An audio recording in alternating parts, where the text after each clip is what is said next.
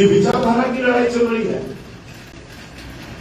इस देश में जो लड़ाई चल रही है वो दो विचारधाराओं की लड़ाई चल रही है। एक तथागत बुद्ध की विचारधारा जो इस देश में समता, स्वतंत्रता, बंधुता और न्याय पर आधारित है, और एक ब्राह्मणवाद की विचारधारा जो इस देश में 4 वर्ण व्यवस्था के ऊपर आधारित है।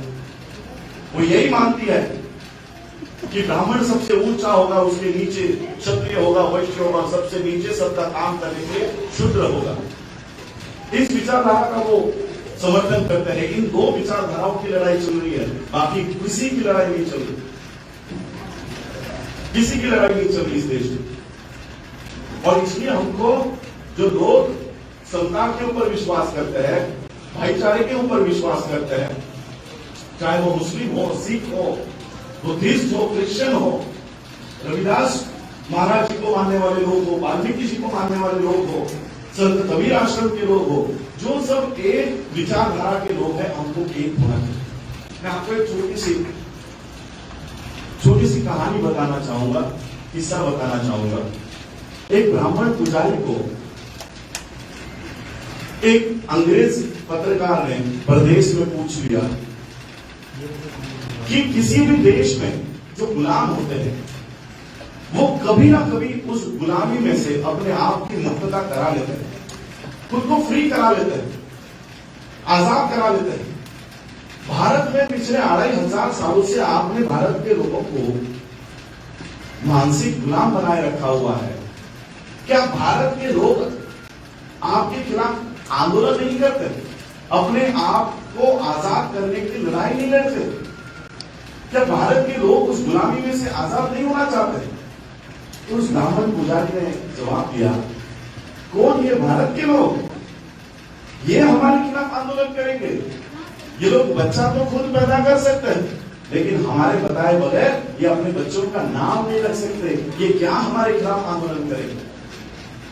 ये लोग घर तो खुद बांध सकते हैं, कोठियां तो खुद बांध सकते हैं, लेकिन हमारे बताए बगैर वो अपने घर में प्रवेश नहीं कर सकते।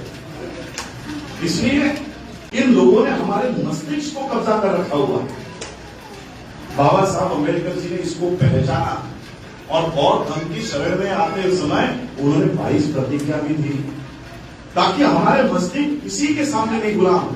इस गुलामी से बाबा साहब ने हमको निकाला। लेकिन हम आज देख रहे हैं जिस जाति व्यवस्था को खत्म करने के लिए बाबा साहब ने काम किया, हमारे उत्तर प्रदेश में बोर्ड गली गली में दिखाई दे रहा है। द ग्रेट चमार, चमार ग्रेट है तो क्या वाल्मीकि कम ग्रेट है? तो फिर वो भी लगा है रॉयल वाल्मीकि। इस तरह से हम जातियों को मजबूत करते जा रहे हैं। जातियों का संगठन बनाओगे, जातियों में संगठित रहकर काम करोगे तो अपने तहसीलों तक ही मर्यादित रहोगे, अपने गली कुचे तक ही रहोगे। बाबा साहब अम्बेडकर जी ने हमको उससे भी ऊपर का मार्ग दिखाया, उससे भी ऊपर का मार्ग दिखाया। बाबा साहब अम्बेडकर जी ने तथागत बुद्ध की शरण हमको लेकर गए।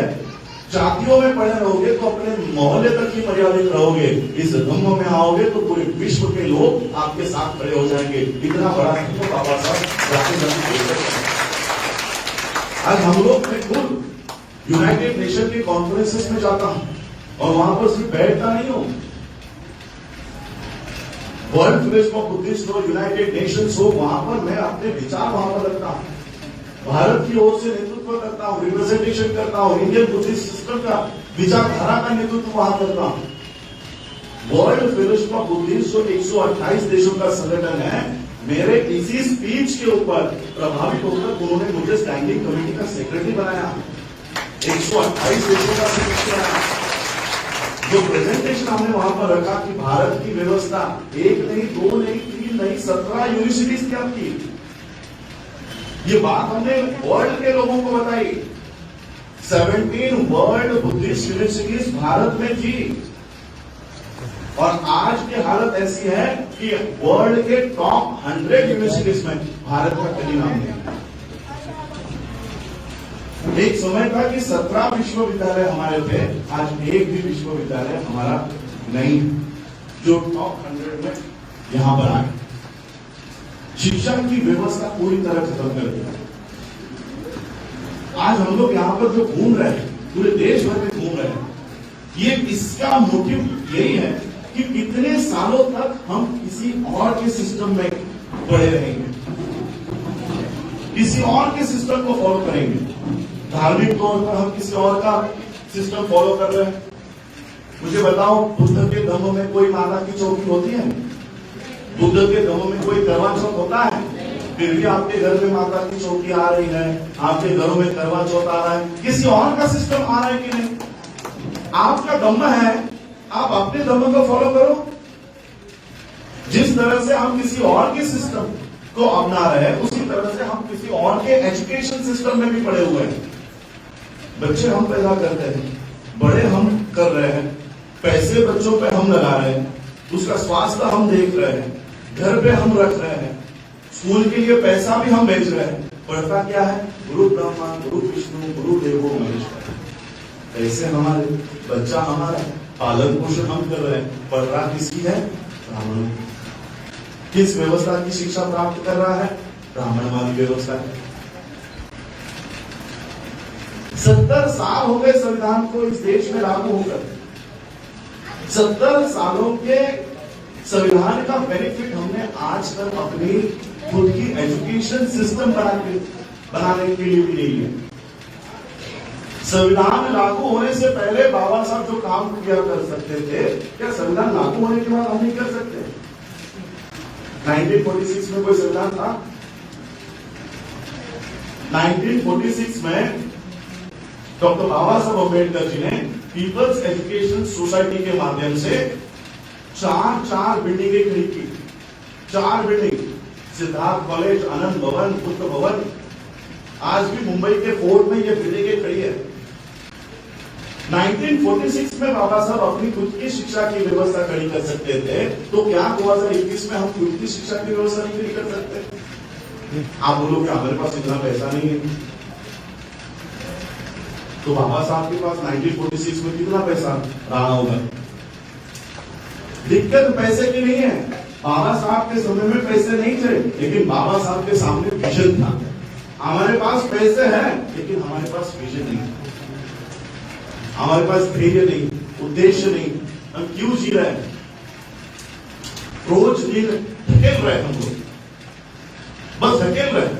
जिस समाज में हम पैदा हुए हैं, उस समाज को अपलिफ्ट करने का काम हमारा है। मैंने आज तक कभी रिजर्वेशन नहीं लिया। मेरे जाति का सर्टिफिकेट नहीं है। जाति का सर्टिफिकेट नहीं है, इसका मतलब मैंने रिजर्वेशन नहीं लिया। लेकिन रिजर्वेशन न लेने के बावजूद मेरे शिक्षा का इस्तेमाल ये मेरे समाज के अपलिफ्ट करने के लिए होना चाहिए। बाबा साहब अम्बेडकर जी ने, बाबा साहब ने कौन सा रिजर्वेशन लिया? बाबा साहब अम्बेडकर जी ने इतनी पढ़ाई करने के बावजूद कोई नौकरी या व्यवसाय नहीं किया। 10 से 5 की नौकरी नहीं की। बाबा साहब का 18th वॉल्यूम पढ़ो। बाबा साहब लिखते हैं कि मुझे मुंबई हाई कोर्ट के जज की ऑफर आई। एज अ जज बाबा साहब अम्बेडकर जी को मुंबई हाई कोर्ट में अपॉइंटमेंट मिल रही थी। बाबा साहब ने कहा, अगर मैं जज पद की कुर्सी के ऊपर बैठ जाता हूँ, जज पद का स्वीकार कर लेता हूँ, तो मेरे समाज को न्याय कौन देगा? इसलिए बाबा साहब ने 10 से 5 वाली नौकरी नहीं की, 24 आवर्स इस समाज की सेवा करके उस समाज को अपलिफ्ट किया। आज हम बाबा साहब के बेनिफिट लेकर 10 से 5 की नौकरी कर रहे हैं। 10 से 5 बजे तक की नौकरी कर रहे हैं। बाबा साहब ने कोई नौकरी नहीं की, कोई बिजनेस नहीं किया। पीपल्स एजुकेशन सोसाइटी बनाई। पूरे भारत भर में बाबा साहब के कॉलेज है। हम नौकरियां कर रहे हैं, बिजनेस कर रहे हैं, फिर भी हमारा स्कूल नहीं। कितना ऑपोजिट है, कितना ऑपोजिट आचरण है। बाबा साहब कोई नौकरी नहीं करके कितना बड़ा सिस्टम खड़ा कर गए। हम नौकरियां कर रहे हैं, फिर भी सिस्टम नहीं खड़ी होते। और ये बात नहीं कि हमारे पास पैसे नहीं है। पिछले साल बाबा साहब अम्बेडकर जी की जयंती लॉकडाउन में चली गई। कोई पूरे भारत भर में बाबा साहब की जयंती मनाई नहीं हुई। इस बार थोड़े बहुत प्रमाण में हम बिहार में गए, बाबा साहब के स्टैच्यू पर गए, लेकिन लास्ट ईयर तो उतना भी नहीं कर पाए। लास्ट ईयर बाबा साहब की जयंती हो जाने के बाद किसी न्यूज़पेपर में इकोनॉमिक टाइम्स में एक आर्टिकल छपा था, एक न्यूज छपी थी कि बाबा साहब की जयंती न होने की वजह से, न मनाई जाने की वजह से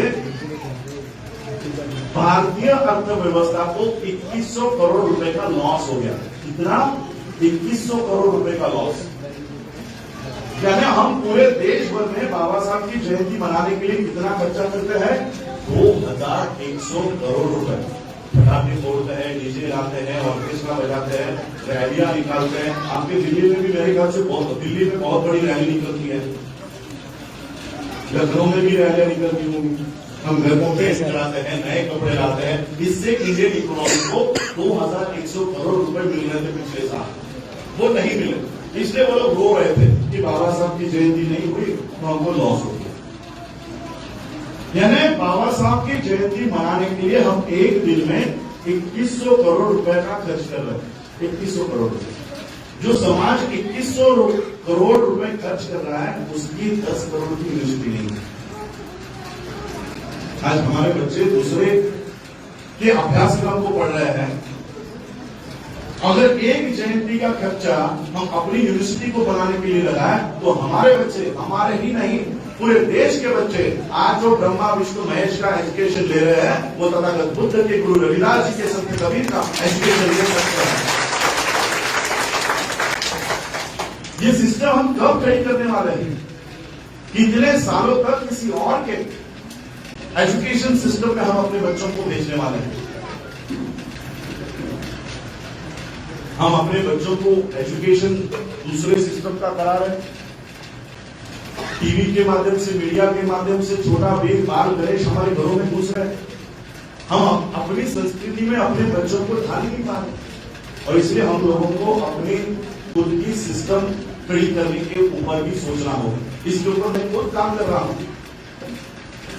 इसके ऊपर मैं खुद काम कर रहा हूं। नागपुर में जहां पर डॉक्टर बाबा साहब अम्बेडकर जी ने बहुत लंबी दीक्षा ली, वहीं पर हमने 60 एकड़ की जगह ली है और वर्ल्ड बुद्धिस्ट यूनिवर्सिटी का प्रोजेक्ट वहां से हम खड़ा कर रहे हैं। आने वाले 5 साल में हमारा खुद का अभ्यासक्रम होगा, खुद का अभ्यासक्रम होगा, खुद की स्कूल होगी, खुद की कॉलेजेस होगी, और वहां से हमारे महापुरुषों का आंदोलन और एकेडमिक क्वालिफिकेशन साथ में दिया जाए।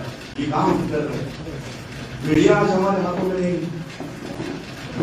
हमारे हाथों में मीडिया नहीं। राहुल गांधी के, मोदी के सभाओं में 100 लोग नहीं जाते, लेकिन 2400 घंटे उनको चैनल दिखाते हैं। 2400 घंटे हमारे बड़ी बड़ी सभाएं होती है, कोई नहीं दिखाता। हमारे ऊपर अन्याय होता है, अत्याचार होता है। एक तो ये हमारी खबरें नहीं चलाते, अगर चला भी ली तो हमें कोई दोषी ठहराते। आपके लखनऊ, आपके उत्तर प्रदेश में हाथरस में जो घटना हुई, आज तक 4G न्यूज हो, इन्होंने उस परिवार को ही दोषी ठहरा दिया गया। इस तरह से काम होता है, और इसलिए हमको ये सिस्टम भी खड़ी करनी है। बहुजन मैत्री सम्मेलनों का उद्देश्य यह है कि ये जहां जहां पर जाएगी, अपने लोगों को अपने खुद के सिस्टम को बनाने का प्रेरणा देगी, अपने लोगों को संगठित रहने का प्रेरणा देगी, और सभी लोगों को इकट्ठा होने का हम लोग संदेशा दे रहे हैं। इसलिए हम लोग आज बहुजन मैत्री सम्मेलनों के माध्यम से उत्तर प्रदेश में, और मुझे पता नहीं था कि उत्तर प्रदेश में मुझे इतना प्यार मिलेगा। उत्तर प्रदेश में कई बार आकर गया हूं, लेकिन एक आध सभा के लिए बस स्टेज से बात कर दी, प्लेन में बैठे और निकल गए। कभी लोगों से इंटरेक्शन नहीं हुआ जिस तरह से आज हम लोग बैठे हैं। ये कोई मैं सभा नहीं ले रहा हूं। मेरी 3 दिन की ट्रेनिंग कैंप थी, मेरी खुद की 3 दिन में लगातार सुबह 9 बजे से लेकर शाम के 7 बजे तक ट्रेनिंग देता। हमारा जो आंदोलन है, तथागत बुद्ध से भी पहले क्या संस्कृति थी, हड़प्पा संस्कृति से लेकर माननीय काशीराम जी तक हम ये सारा आंदोलन समझाते हैं। ये सारा आंदोलन समझाते हैं। तो मैं ये समझता हूं, मैं कोई भाषण नहीं कर रहा हूं, हमारी ट्रेनिंग कैंप है, और इसलिए हमको उस दिशा में काम करना है। इस देश में बाबा साहब को, बुद्ध को, इनके आंदोलन को खत्म करने का काम चल रहा है। इनके आंदोलनों को खत्म करने का काम चल रहा है, और इसलिए हम लोगों को ये आंदोलन बढ़ाने वाले लोग भी तैयार करने। कोई चैनल तो हमारे पास है नहीं, उनका देखो 2400 घंटे चैनल चलता है। आस्था चैनल, संस्कार चैनल, पता नहीं क्या क्या चैनल, 2400 घंटे उनके बाबा, उनके औरतें वहां पर बैठी रहती है और प्रचार करती है, उनके विचारधारा का प्रचार करती है। हमारे पास ऐसा कोई साधन नहीं है। अगर हमारे पास ऐसा साधन नहीं है तो बुद्ध ने जो रास्ता अपनाया था वो रास्ता हमने अपनाया है। अगर हमको कोई चैनल नहीं दिखाता तो हम गली गली जाएंगे और बुद्ध की विचारधारा का प्रचार करेंगे, प्रचार करेंगे। और यही काम बंदे सुमित रतन जी कर रहे हैं। किसी बिहार में नहीं बैठे रहते, रात को 2-2-3-3 बजे तक भी रास्तों के ऊपर है। माननीय वंदनीय बंदे जी जैसे अगर 100 बंदे भी अगर हम इस देश में बना ले तो ये भारत बौद्धमय हो जाएगा। इतनी ताकत है और इसलिए हम ये काम कर रहे हैं। मैं देखिए आप लोगों से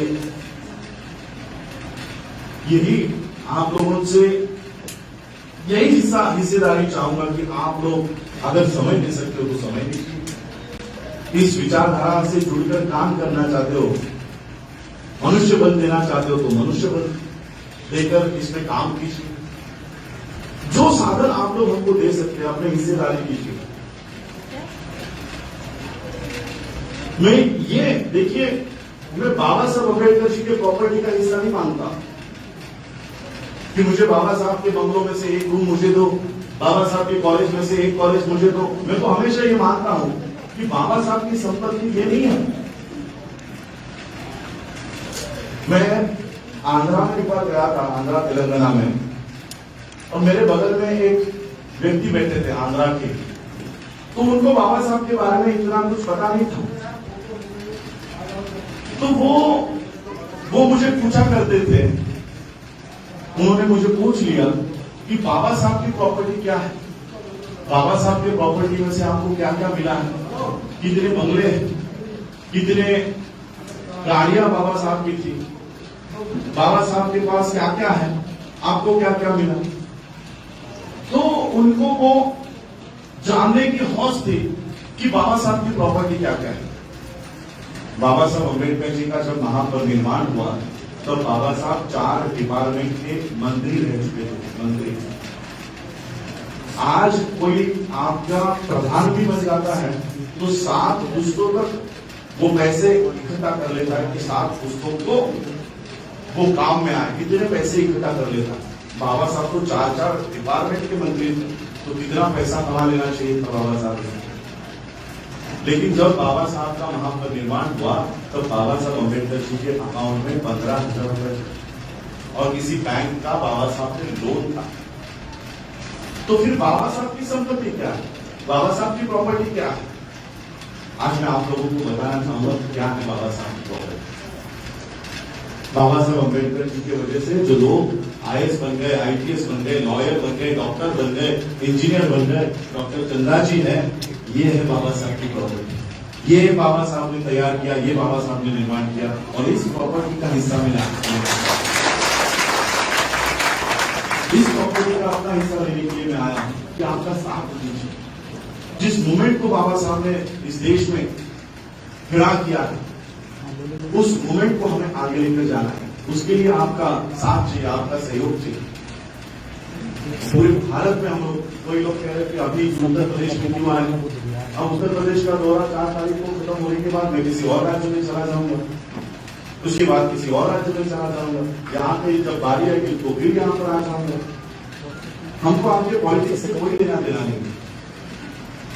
मैं तो यही कहूंगा कि आपके राज्य में जो भी पार्टी कांग्रेस और बीजेपी को सत्ता में आने से रोक सकती है उस पार्टी की साथ खड़े हो जाए। कोई भी जो इन लोगों को रोक सकती है उनके साथ खड़े हो जाए। हमको कोई लेना देना नहीं है पार्टियों से, सभी पार्टी हमारी है। जो बाबा साहब के विचारधारा पे चलते हैं, जो बुद्ध के विचारधारा पे चलते हैं, वो हमारे। इसमें किसी एक पार्टी का प्रचार करके दूसरे पार्टी के लोगों को मायूस करना है, इसलिए मैं यहाँ नहीं आया। तो सभी लोग हमारे हैं, इसलिए मैं आपसे अपील करना चाहता हूँ। ये मूवमेंट हम लोग बहुजन मैत्री आंदोलन के माध्यम से, सम्मेलनों के माध्यम से चला है। सभी बहुजनों में मैत्री कराने का काम कर रहे हैं। गुरु रविदास समाज के लोगों को, संत कबीर आश्रम के लोगों को, वाल्मीकि समाज के लोगों को, बुद्धिस्ट को, सिख को, मुस्लिम को, क्रिश्चियंस को, मैं आंध्रा में क्रिश्चियंस के साथ रहता हूँ, क्रिश्चियनों को हम लोग एक विचारधारा को लेकर आ रहे हैं, तो इन सभी लोगों को मैत्री कराने का काम कर रहे हैं। इसीलिए आप लोग साथ दीजिएगा, सहयोग दीजिएगा। इतना ही मैं आज के इस माध्यम से आप लोगों को कहना चाहता हूँ। हमें बंदे जी को भी सुनना है, आगे और चलना है, यही विचार मैं यहाँ पर रखता हूँ। जितने भी आयोजक इस सम्मेलन के हैं, मैं उन सभी आयोजकों का आभार व्यक्त करता हूँ कि बहुत ही कम समय पर और किसी भी तरह का पैम्पलेट नहीं, किसी भी तरह का अनाउंसमेंट नहीं, कोई ऑटो हमने नहीं घुमाया, कहीं पर हमने एडवर्टाइजमेंट पेपर में नहीं दी, कई बैनर नहीं लगाया, फिर भी उत्तर प्रदेश में इतनी अच्छी रिस्पांस हमें मिल रही है। मैं तो बंदे जी से कहा, मैंने बाकी के लोगों से कहा कि मुझे अगर पता होता कि उत्तर प्रदेश में इतना बड़ा रिस्पांस मिलने वाला है तो मैं 10 साल पहले से ही यहाँ पे काम करना शुरू कर देता। तो इस मूवमेंट को आगे बढ़ाने के साथ दीजिए, सहयोग दीजिए। ये ऐसी भूमि है, ऐसा स्टेट है जहाँ पर लोग पहले से विचारधारा से जुड़े हुए हैं, विचारधारा से जागरूक है। तो यहाँ पर ज्यादा मेहनत करने की जरूरत नहीं है। सिर्फ एक दिशा में अगर जिस दिन हम चलना शुरू हो गए, अलग अलग उंगलियों में टिककर एक मुट्ठी बनाने तो हम ये आंदोलन जरूर कामयाब कर सकते हैं। इतना ही कहूंगा और कहूंगा, जय भीम, जय भारत, जय भारत। अगर आप चाहते हैं गरीब हर वंचित इंसान की आवाज आप तक पहुंचे तो हमारे चैनल को सब्सक्राइब करें और बेल आइकन का बटन दबाना ना भूलें। देखते रहिए बहुजन हलचल न्यूज।